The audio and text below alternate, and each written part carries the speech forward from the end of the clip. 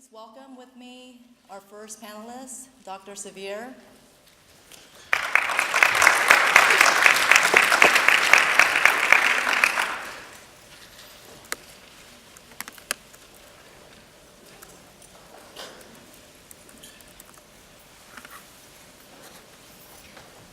All right. I'd like to express my thanks to the philosophy department here at Sac State for inviting me to speak at this symposium, especially Dr. Cho Smith and Ayala Lopez, who reached out to me. And thank you all for coming out to such an early event. Are you hearing like every other word? Was that the talk louder? Or that's okay, it's fine. Okay, sorry. I'm not used to working with a microphone, so. So the aim of this conference, as I understand it, is to explore norms of beauty as expressed by our culture, and particularly whether any ethical or social implications can be drawn out from our biases for the beautiful. My contribution to the discussion, I've been asked to talk about the historical, philosophical background to this discussion, and that's what I'm going to try to do. This will be inadequate for a couple of reasons. First of all, the history of thinking about this issue of beauty stretches back at least a couple of millennium, probably longer. A lot of philosophers have felt the need or the desire to address the topic of beauty, and we trace it in the Western tradition back at least to Pythagoras, who lived about a generation before Plato. In starting from this point, I'm already narrowing the field of discussion by focusing on the Western tradition. Initially, I had thought maybe I would do a little bit of delving into the Eastern tradition as well, and quickly realized that that tradition is as full as the Western tradition, and since I'm probably pretty incompetent to speak on it, I'm going to ignore that for now, but just know that I'm narrowing the scope of the potential discussion here to only the Western tradition, and even then, I'll only be able to talk about a handful of philosophers if I'm going to stay within my time frame, which you want me to do, right? So that's one of the problems. Another problem that we have with tackling this subject is that what we're dealing with here, beauty in the philosophical tradition, we call it aesthetics, is a bit of a confusing term and a confusing discipline.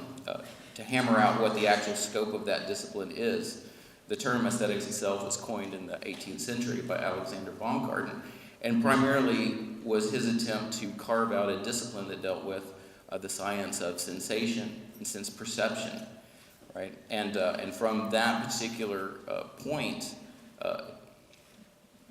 the philosophy of beauty was split into two. There are two basic subject matters. So you have discussions of the nature of beauty, and you have discussions about the fine arts. And the fine arts are really sort of carved out as a separate entity, separate from other kinds of crafts and other kinds of things that you could do. Right? Historically, the first of those fell out of favor shortly thereafter, right? So that in aesthetics, very often you don't really have discussions about the nature of beauty any longer. But that discussion has been going on for quite some time. So we're gonna go back a good deal here, and I'm gonna kind of ignore philosophy of art. Sad to say, it's not unimportant. But you actually do have a philosophy of art class here, so you should take that, right? And I'm sure that'll be really insightful. Art is very important for our development as people, and should not be neglected. All right, let me see if I can get to where I want to be. So I'm bouncing around a bit. I'm trying not to read to you too much, and I won't be able to avoid that entirely. But I'll do my best. All right. So this is the slide in which I have it carved out, the two different varying traditions there of studying aesthetics since the 18th century, right, as you can see. All right. All right, so one of the most prominent debates within aesthetics itself and perhaps the only debate that's usually recognized outside of the discipline, is the debate about whether beauty is objective or subjective. The question there being whether beauty is in the aesthetic object or in the aesthetic perceiver. For the better part of the 2,000 years preceding the 18th century, the answer was that it was primarily objective, which is not to say that such objective views made no reference to a perceiver. The opposite is actually the case. Depending on the theorist, beauty was said to have any number of effects on the perceiver. Effects like pleasure, desire, love, attraction, affection, admiration, awe, etc. For some, like Plato and Plotinus, this entailed implications for one's moral development as well. This could impact your character. This is the point of the long passage running from about the middle of Republic Book 2 to middle of Book 4 on the instruction of the guardians, which then keeps getting picked up again later on in the Republic. The training of the guardians was absolutely crucial to the running of the state, and the instruction began with music. The ancient Greeks seem often to have been preoccupied with a quest for what we would now call a theory of everything. And they did this by attempting to discover the most fundamental unit of reality. Often this centered on the theory of the four elements, with some philosophers picking out earth as the more fundamental unit, or fire or water, etc. Pythagoras was a Greek philosopher, a generation before Plato, who held that number is the root of all reality. All of reality consisted in or was underwritten by mathematical relationships, intervals, ratios, some of these ratios producing beautiful effects in the world. For example, the golden ratio, 2:1, was thought to be responsible for a great number of beautiful objects in the world, such as the chambered nautilus shell. It was observed that different pitches could be produced by varying lengths of thickness of strings. Music is largely built around different notes of varying lengths and the spaces between them, as well as the distance and pitch between successive notes, etc. As late as the 18th century, Leibniz could still affirm that the beauty of music consists in the pleasure experienced by the mind in counting without realizing that it is counting. The fundamental idea for aesthetics represented here is that the greater the order exhibited by the object, the more likely it was to be perceived as beautiful, since rational order is pleasing to a rational mind. This applied not only to music, but to anything at all in reality, nature, architecture, people, actions, ideas, as well as everyday objects. It also pertains to the other fine arts, painting, sculpture, poetry, and speeches. From the time of Pythagoras until the 2nd century, this mathematical model of proportion, or harmony, or symmetry was the dominant theory of beauty. It worked pretty well for predicting most of the sorts of things people would find beautiful, and it worked particularly well for complex objects, that is, objects or systems composed of parts. However, the founder of Neoplatonism, Plotinus, noted it seemed to leave out objects that are simple, not composed, the paradigm of which is light, and by extension, color. Thus, the ancient Greek theory of beauty, based on proportion, gained a couple of new dimensions from Plotinus, that of light or color, and that of simplicity or unity, integrity.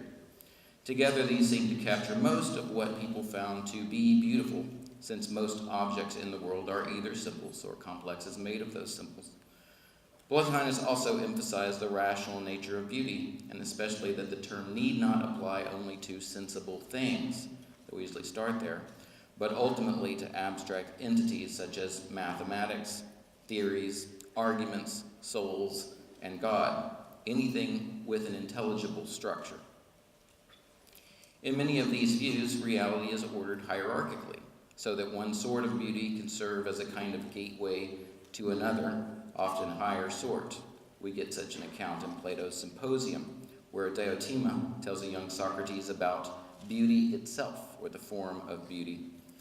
The beauty of an individual body serves as a means to thinking about the beauty of human bodies generally, which leads to thinking about the beauty of human souls, which inform and animate those bodies. thinking about which can lead one to construct beautiful lyrics to express that beauty.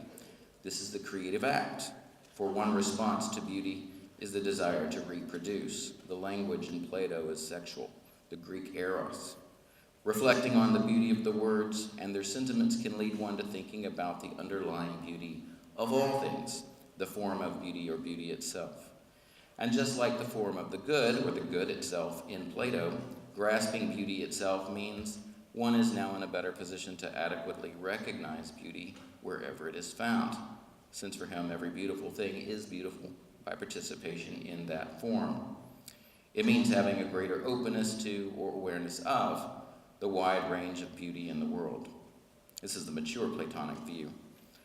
Plotinus would further identify beauty itself, just like the good itself, with ultimate being, also called the one or the source, which Augustine would modify, substituting for the impersonal one, the personal God, and this identification would stick all the way through Leibniz. There are endless permutations to the objective view, but this represents the main line of objective thinking about beauty and the one that would endure. And there would not be a substantially different alternative until the 18th century. The contrast between such metaphysically heavy objective theories of beauty such as these and the subjective theories of the 18th century are stark. Indeed, it is precisely the objective-subjective distinction that is the most recognizable difference between them and one of the major turning points, perhaps the major turning point of 18th century aesthetics. The most enduring of these views are those of Hume and Kant, who both place beauty firmly in the subject. Beauty, then, is not found in objects in the world, but in the sentiments or the feelings of perceivers. Comparing objective theories in general with subjective theories in general is tricky, probably ill-advised, since these really aren't monolithic views. Each variation, and there are many, is unique. The subjective views even more so than the objective ones. Hume only writes one essay that devotes to beauty, and that's on the standard of taste, and as the title indicates, it is really aesthetic taste he writes about, as opposed to beauty, which he leaves more or less unexamined. Taste being his designation for the sentiment produced by the aesthetic object in the perceiver. Hume's treatment is not very rigorous, and in fact some scholars have suggested he never meant to write it, but needed to replace one or two essays in a collection he had that had fallen out of favor, and he was prompted to do so rather hastily. Nevertheless, Hume is often lifted up as a kind of founding father of subjective theories, partially responsible for the subjective turn in aesthetics, given which we might expect to find some fairly strong claims to the effect, if not argument. Here one would be disappointed. A cursory reading, for instance, might pick up the following statement.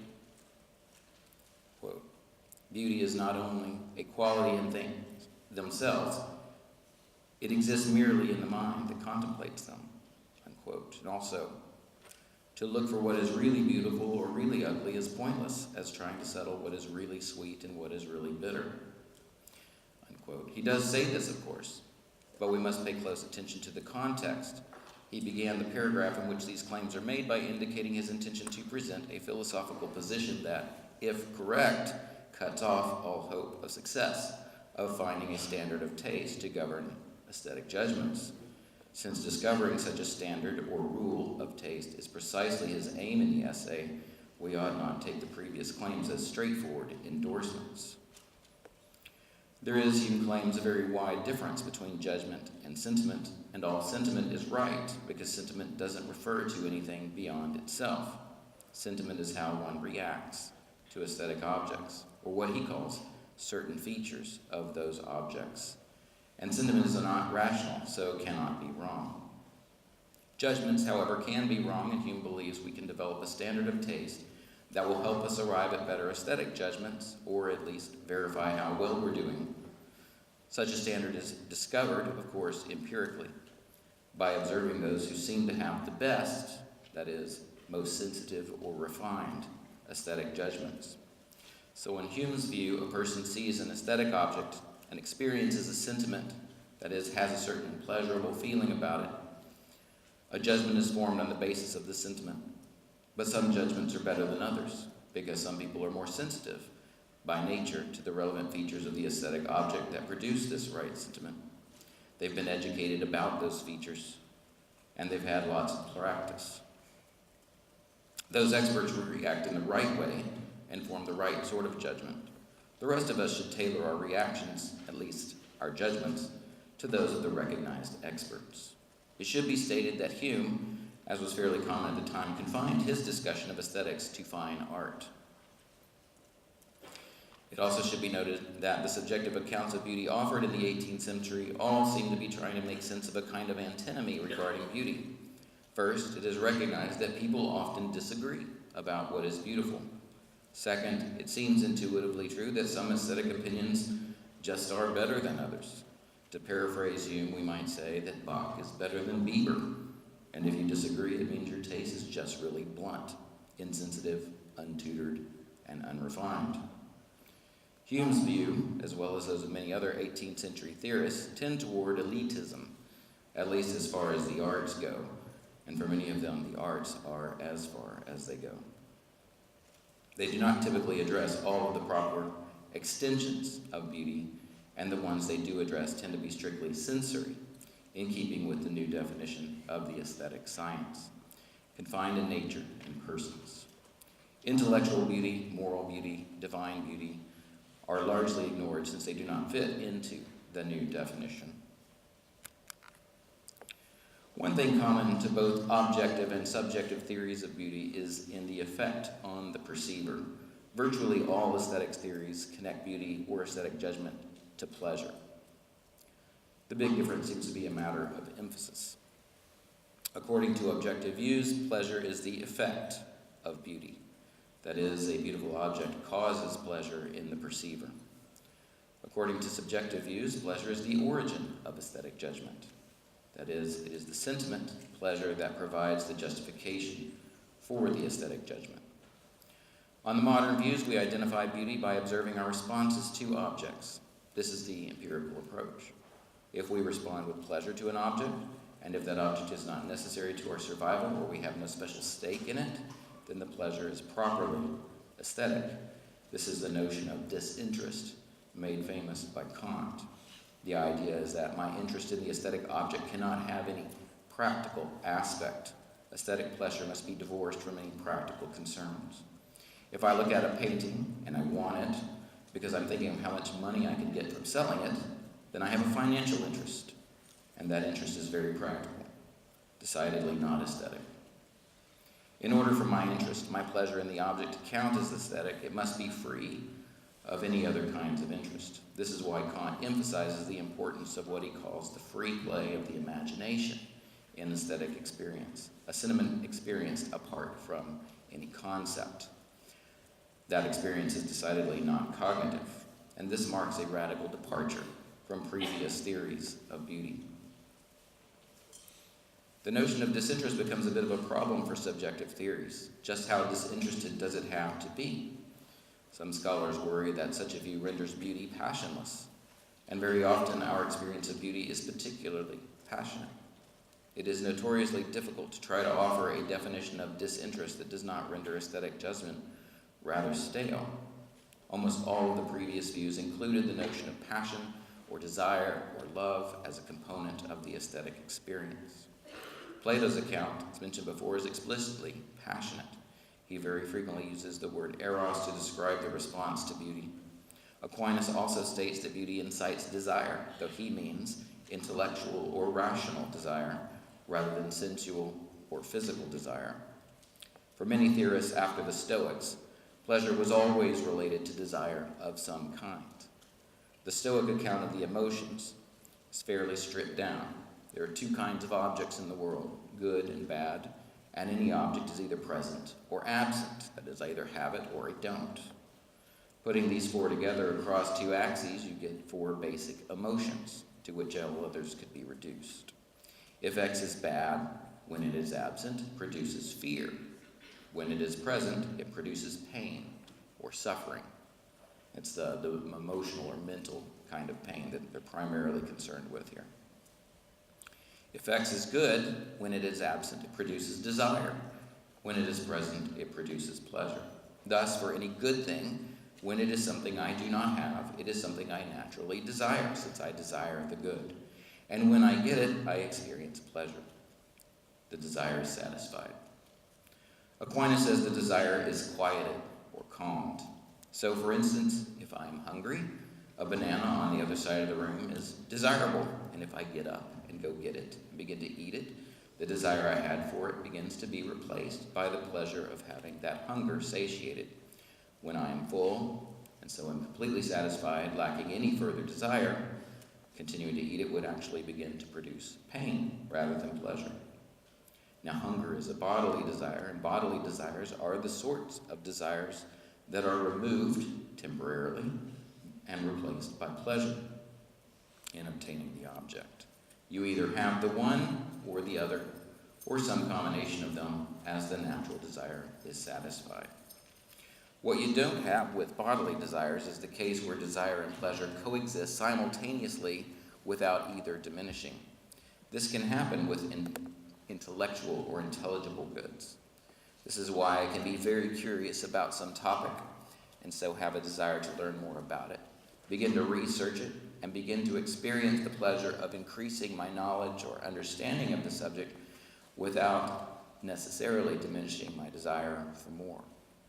I may get to a point where I decide I understand enough and I don't want to learn any more about this, but it is not necessary that this happen. There's no natural satiation point. The same is true with beauty, which elicits a desire, what Aquinas calls love, since it is non-erotic, and on Aquinas' account, love for X need not exist only in the absence of X. Any good thing, whether absent or present, can elicit love. Consider watching a sunset.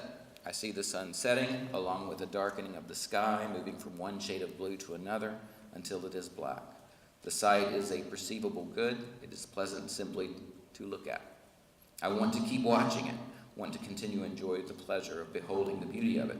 I love it because it is a visible good, because it produces in me an intellectual or emotional pleasure, and I can experience both that love and the pleasure simultaneously.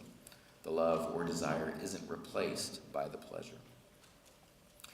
There are similarities between Aquinas' account and Kant's. Both want to separate interest into aesthetic and practical, but Kant makes it more difficult to have an aesthetic experience.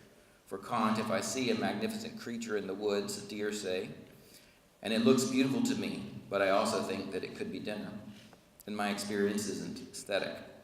It's interested. I'm going to get something out of it, practically speaking. For Aquinas, who uses just this example, I can have both kinds of experience simultaneously. I can recognize that the deer is both beautiful to behold and also practically useful for dinner. They are separate issues. I might decide it would be a shame to kill such a beautiful creature and yet do so if my family's survival depended upon it. Or I might decide that as useful as the deer would be for food, it is simply too beautiful to kill and let it go. I'm weighing different interests, the aesthetic and the practical. They can coexist. Again, Kant's view doesn't seem as malleable or as intuitive as Aquinas' view in this respect. I seem only able to have an aesthetic experience if I am safely removed from the object, if my experience is without any practical taint. Another issue that troubles such accounts is the reliance upon experts as in Hume's formulation of standards of good taste. We now have a general account of beauty which is not only sterile, that is, passionless, but also elitist and aesthetic, some would say, that could only be formulated by thinkers in a state of extreme privilege.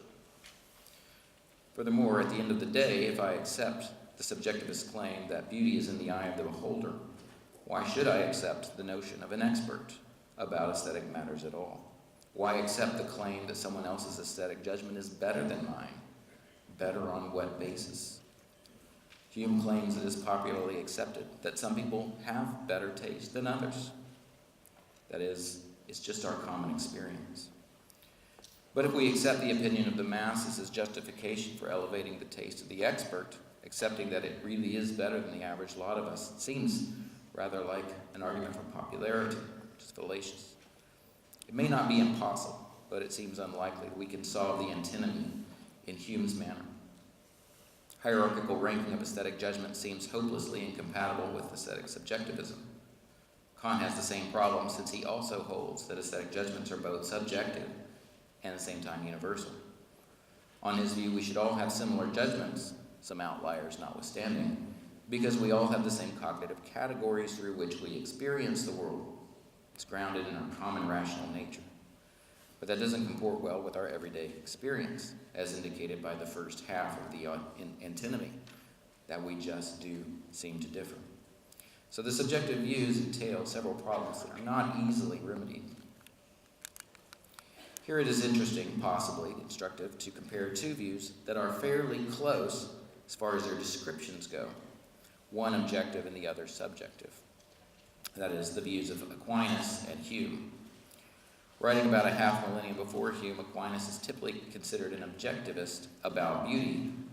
Nevertheless, Aquinas has a fairly robust philosophical psychology, including a complex philosophy of perception that informs his thinking about aesthetic judgments, as we now call them, though he does not use that terminology. Further, like many other pre-Enlightenment thinkers, he does not narrowly confine beauty or aesthetic judgments to the realm of the fine arts, but applies it across several domains already mentioned.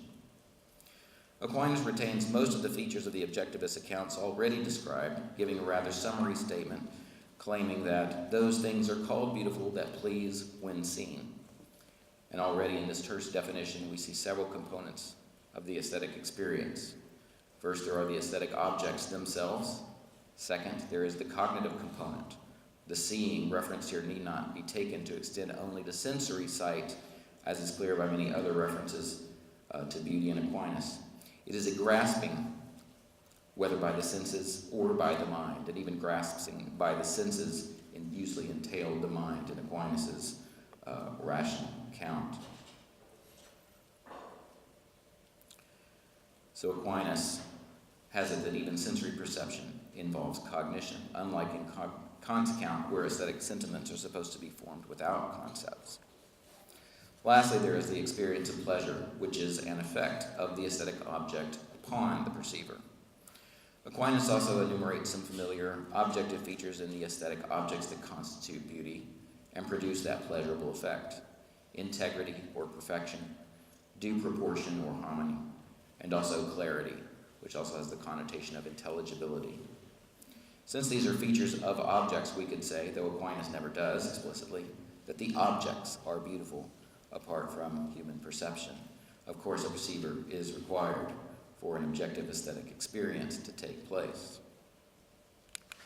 When compared side by side, the similarities between Aquinas and Hume are striking. Both posit there are certain features that reside within the objects themselves. Aquinas names these where Hume does not. He just says certain features picked out by the perceiver. These features then produce effects in the perceiver, the act of perception itself, which is followed by pleasure. This isn't stated up front in Hume, but the numerous mentions of pleasure in his essay make it clear that is the relevant sentiment produced in aesthetic experience. Likewise, Aquinas does not explicitly refer to the aesthetic judgment, though this can also be inferred since, on his view, perception is implicitly rational by nature, implying that aesthetic experience is almost always accompanied by cognition, if not an outright conscious judgment. These differences notwithstanding, the two camps are quite similar in their basic process and component parts.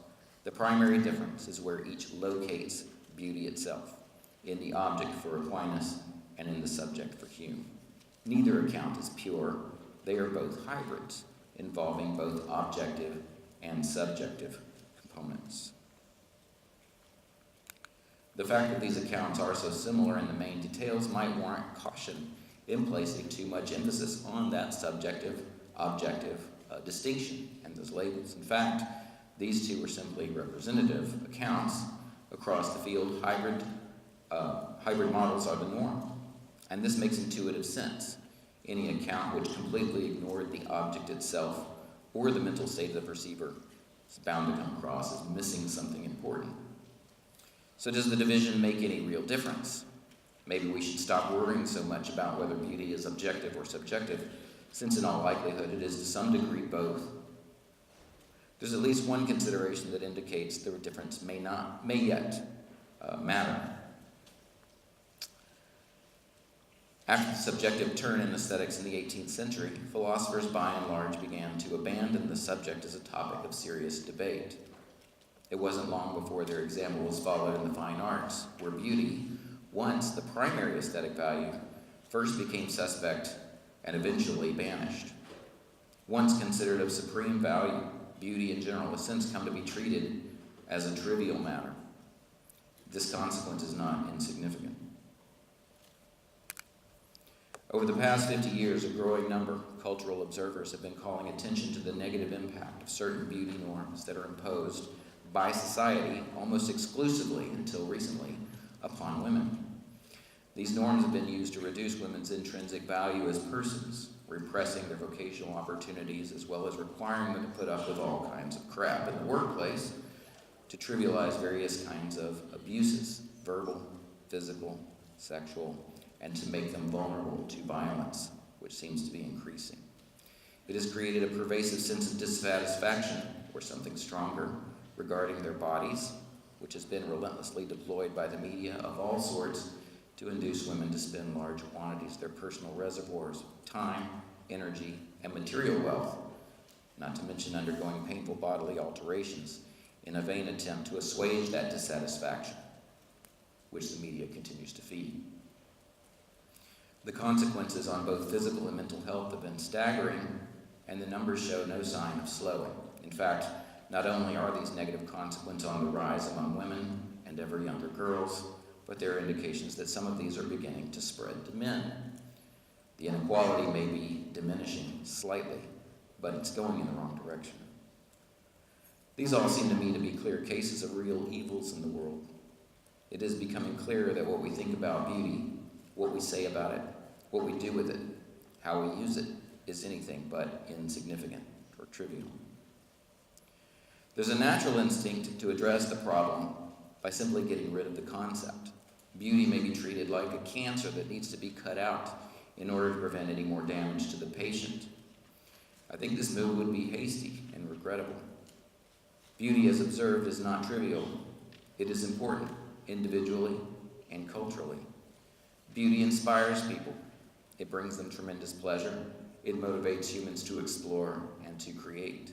It can be healing, as indicated by research into the mental health benefits of listening to music, or the physical health benefits of surrounding recovering patients with natural beauty, even if only in pictures. Additionally, virtually every philosopher of note over the past 2,000 years was inclined to give it serious thought. This is at least a point in favor of giving it the benefit of the doubt. What did they see that we do not? Finally, this is intuitive. People care greatly about beauty and go to great lengths to surround themselves with it. Given the many positive benefits of beauty, I think we want to be cautious about any eradication of it. What then can we do about the clear and positive and pervasive harms associated with it? Identifying the correct enemy is a good starting point. I think that, at least when it comes to the way beauty norms are harming women, the issue is rather in the abuse or misuse of beauty than in beauty itself. I think culturally, we've allowed a woman's value to be reduced to a single one, physical beauty. Rarely is a woman publicly and repeatedly praised for any other value, and even when they are, it is inevitable the issue of beauty will be raised and discussed in context where it would strike everyone as completely ridiculous and irrelevant if that person were a man. Why is it not so when it is a woman? When you identify a person's entire value with a single value, it's inevitably going to put them on precarious ground. That one value must then be meticulously maintained, especially when that single value is something that diminishes naturally over time and is largely outside a person's control. What are some of the values associated with aging? Experience, wisdom, depth of character. As these increase, a person should be honored for these gains.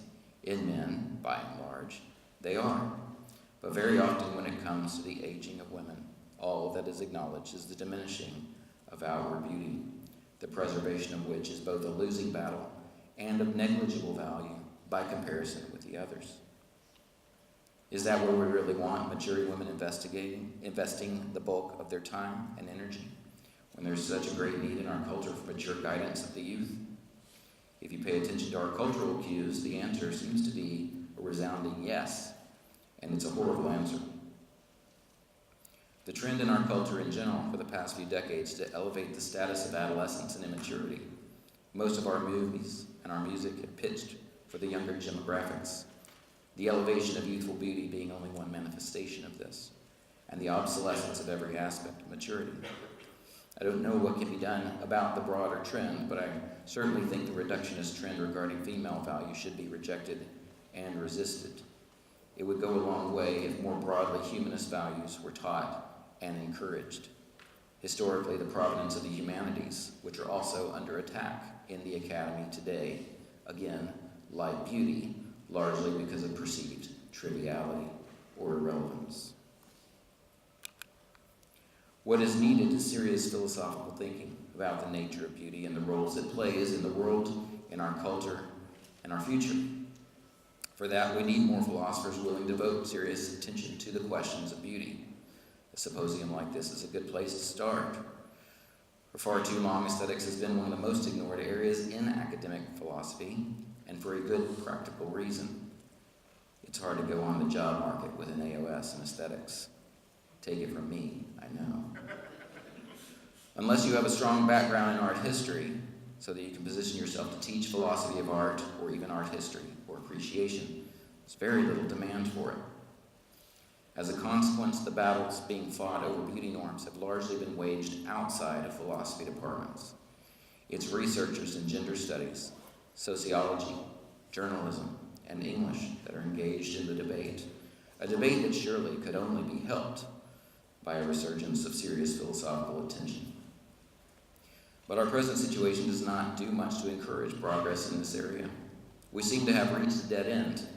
In defining beauty as primarily subjective, it seems that little remains to be said about it philosophically, and the philosophers have duly turned to other, more pressing issues. Beauty is simply not taken to be that important, not that serious, and it's also not marketable. We may not be able to return to the objectivist theories of the past, loaded as they are with metaphysical assumptions that are no longer widely shared, but we need a theory of beauty that will give us more than the subjectivist accounts can provide, a theory objective enough to ground some universal or at least general aesthetic claims. At the very least, I think we need to revisit the theories of the past. We need to see where we went wrong, because it seems that we have. Thomas Reid, another 18th century philosopher, once advised that if a traveler were to take the wrong path and find themselves in a coal pit, it wouldn't require much thought to realize the thing to do is to go back and find a different path. In context, he was talking about what he took to be the disastrous state of epistemology since Descartes, but I think it applies equally well to beauty. We need another path. We need more philosophers to take it. Thank you.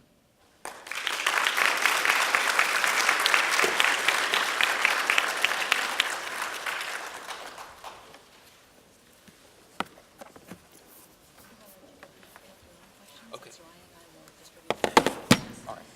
At this time, we're going to have questions from the audience, and as is our custom in the philosophy department, we'll allow the first couple of questions to go to students.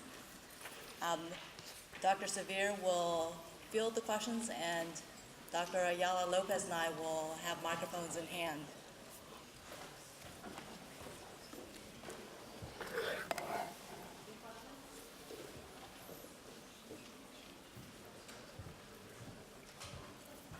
Yes. You want to? Yeah, you there. I don't think anyone's competing for it, but that person. I'll shout to her and wait for the microphone. Thank you very much for the talk. Both a great survey and a nice sales pitch there at the end of the importance of the subject. But I kind of want to challenge that sales pitch a little bit. What exactly would you say aesthetics is bringing to the table with regard to those larger practical concerns? Because obviously there's been a lot of work in, for example, feminist theory and other sort of social sociology and other such fields about reducing the value of women to their value and so forth. And large part, that conversation has taken place without a sort of deep study of aesthetics as a separate subject, and instead simply treats it as a social problem rather than a problem of appreciating the finer philosophical nuances of beauty as such. So what do you think a study of aesthetics or history and then sort of philosophical nuances brings to that discussion that would be missing without that extra dimension that you're trying to bring? I'm not convinced that the folks that are already engaged in that fight can't do it on their own without our help. My assumption is that some rigorous thinking about it could help. And if you read some of the recent papers, and by recent I mean stuff written in the last 20 years, one of the laments that people who are writing about beauty, whether they're writing about it in respect to the fine arts itself, which is actually mostly what they're talking about, or outside of that, is that it seems like our thinking about beauty is kind of sloppy. It would be nice if it were better than that, but it's just sort of, that's the way it is, right? We're kind of, we didn't like beauty, now we do like beauty, but we're really not sure what it means, but we're muddling through. And so part of my argument here was that it's actually not being done. So how is aesthetics helping? So far it's not, I don't think, at least from the perspective of philosophers. I don't think we're writing about it. Or if we do, and so, you you can put the target here, we do it historically, right? So I didn't set out to solve the problems of the world. I set out to try to figure out one particular account of beauty, and my project was largely historical. It's actually this conference that made me start thinking more about how is this actually useful for real life problems, right? I think more of that needs to be done, but I don't think it's going to happen so long as beauty remains this sort of trivial outlier. It's not really the sort of thing that serious philosophers deal with, right? I mean, if you go back to the ancient Greeks and the Hellenistic schools of thought, you have people writing about friendship and anxiety, right?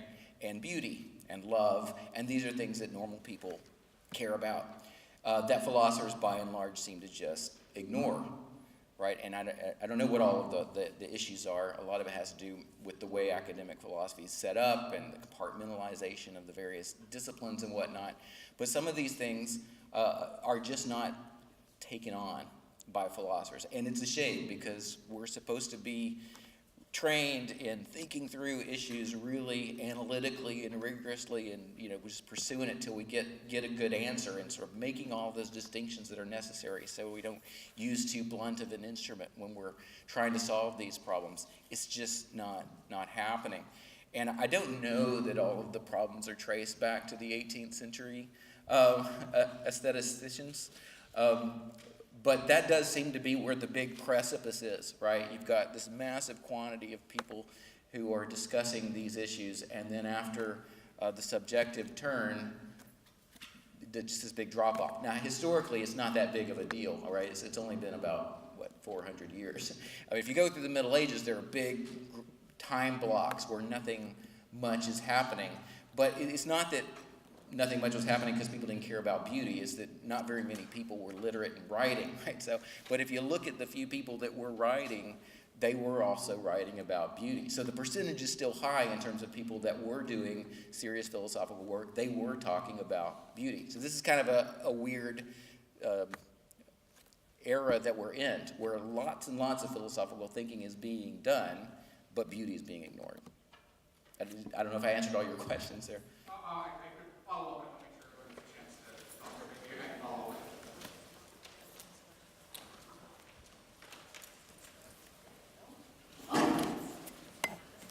I was going to push back on your assessment of where subjectivism has sort of led us astray. I think in regard to the standards or the norms of beauty that are sort of allowing this reduction of human value to occur, it may be the fault of a more objective approach of beauty. We're saying, well, this is what it is to be a beautiful human being. It's a subjective approach that if you have these characteristics, that's part of it as an object. That's what allows this sort of reduction to occur. So perhaps just want to push back and hear your thoughts on that. Right? So maybe not the subjective term, but the objective term, and to return to look at beauty in that way as being sort of an essentialist characteristic, maybe that would be further into the cold hits. Yeah. So, you may be right about that. I'm perfectly happy to say that I can be totally wrong in my assessment, right? The thing is, it's not like women weren't singled out and evaluated in terms of beauty before the subjective term. And in fact, if you go back to the Greeks, almost always the Greek terms as applied to beauty were applied to females or young boys, had to do with that erotic desire, right? So you never hear these aesthetic terms, these beauty terms, right? These physical desire terms applied to mature men, right? Young boys could be, but once they started growing facial hair, then it became inappropriate, and they became men, and they became masculine, and they're no longer properly described as beautiful. Women would be, right? So it's not like objectivist theories are like free of all this baggage, right? So that's fair. I'm not sure how to sort out all of the issues, because again, as I say, I'm kind of just beginning to think about these things, and a lot more thinking needs to be done. My issue was that we don't seem to have fared very well under the subjectivist view. Going back to the old views may not be the answer, right? But what I think is start to an answer is going back and giving serious consideration to the different kinds of views. What did they have going for them? What were the problems? What was the baggage? What baggage is unique to certain thinkers and certain permutations? Which ones are actually could be salvaged, right? Surveying the whole range of aesthetic thinking, right? That's kind of what I was thinking. So I don't know if that's a satisfying answer. It feels unsatisfying to me, right? But that's part of the problem with this whole issue is that the whole thing is just really unsatisfying, right? In a way that seems like it shouldn't be after this many years of philosophical thought, right?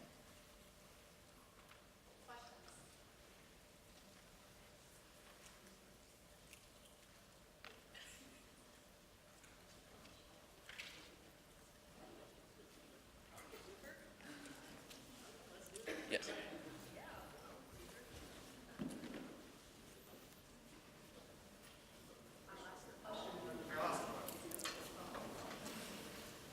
Asking for a friend.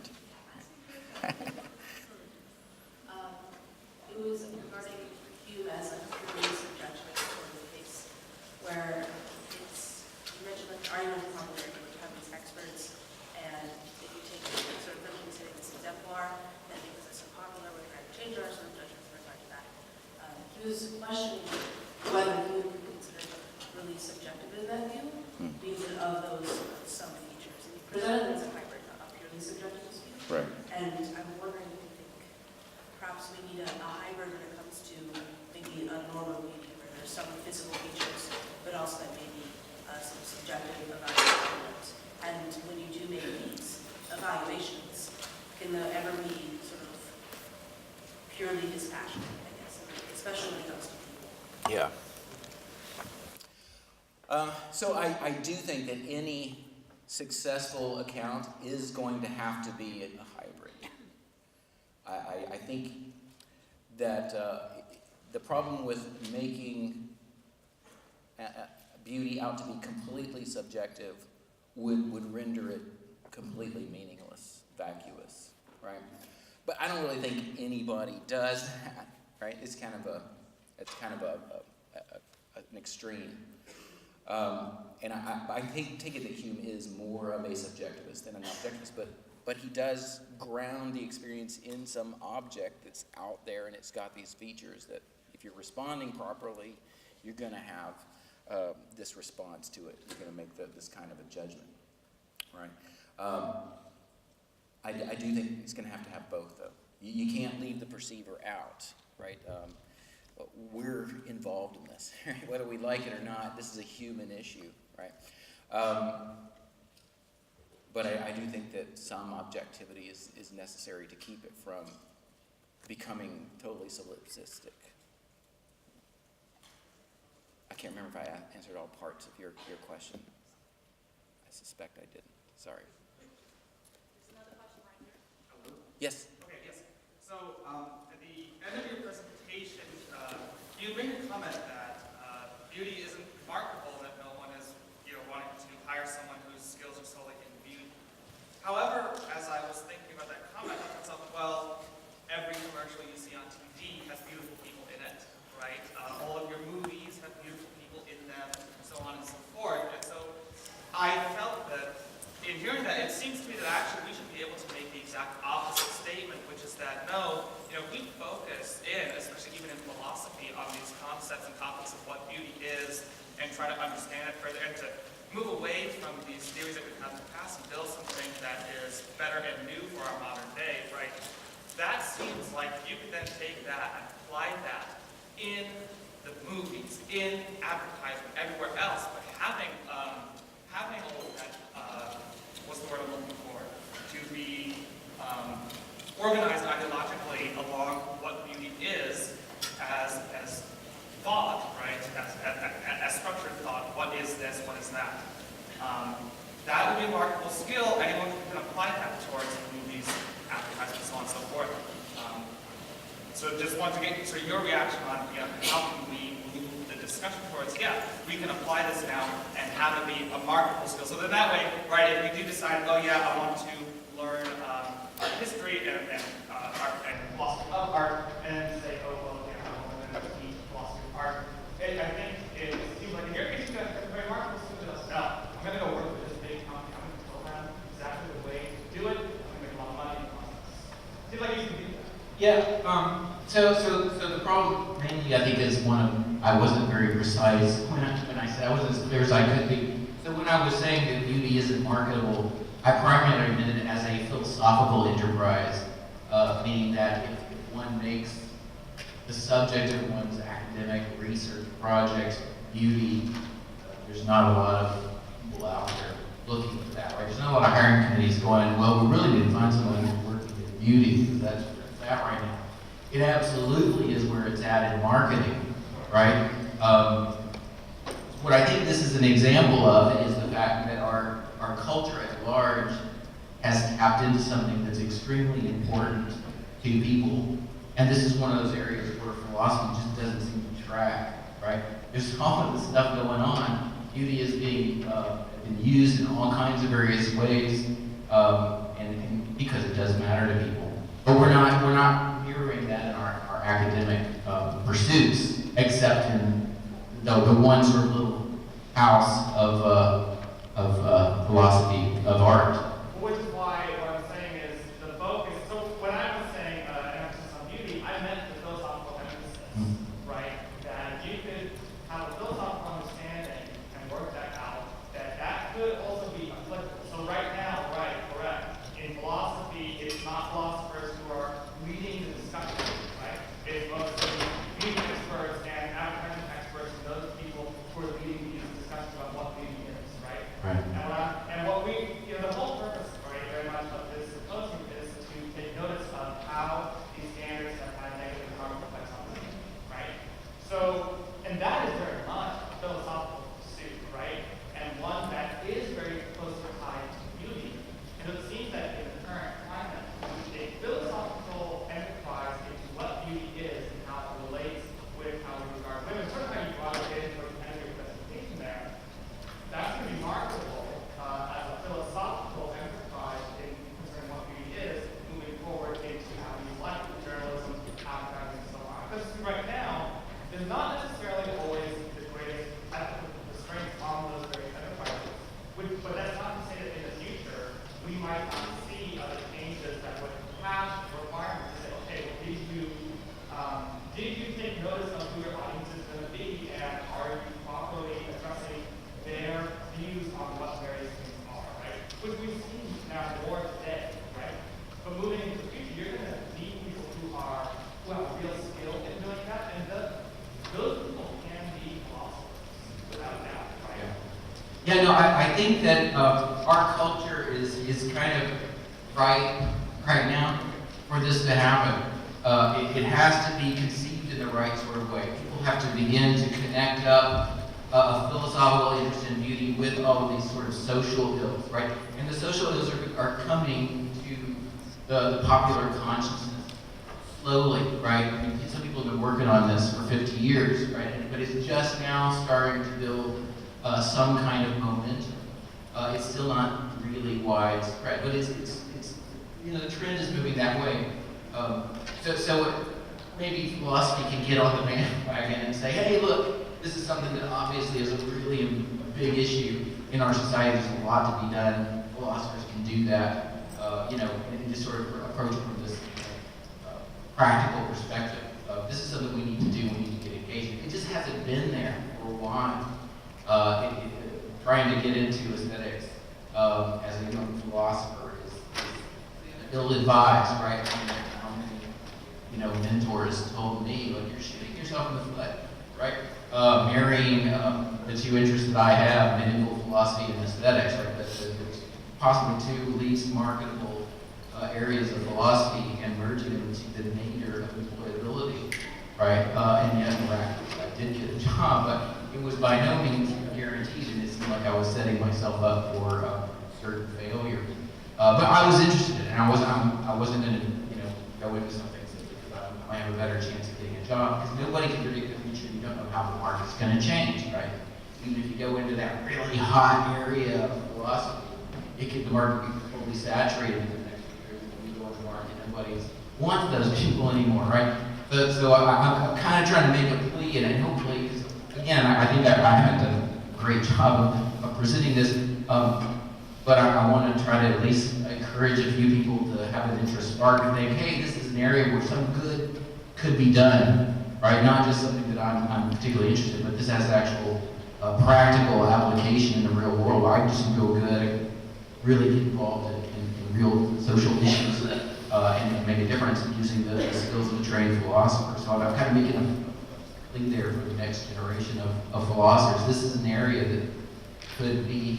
Which is why I addressed that particular comment, because I wanted to present philosophy in a light that said, yeah, hey, philosophers can do this, and let's jump on that bandwagon. Absolutely, absolutely. I hope some people will. Me too. Maybe we have time for one more question. Anyone else?